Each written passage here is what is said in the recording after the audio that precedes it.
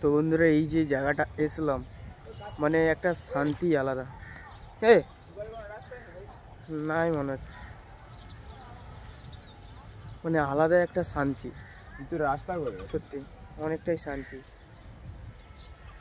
পাখির আওয়াজ, তারপর ঠান্ডা ঠান্ডা হাওয়া, তার সাথে চারিদিকে जंगल।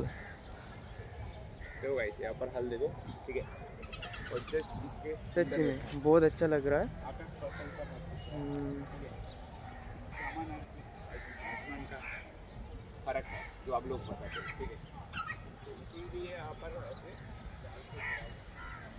সত্যি মানে মানুষরা এমনই না, কি বলবো, মানে এখানে তোমরা দেখো এই জায়গাটা দেখো, নিচটা দেখো তোমরা, ঠিক আছে, আর তোমাদের এই জালতির ভিতরে জিনিসটা দেখো, দেখো মানে অনেকটাই তফাৎ আছে।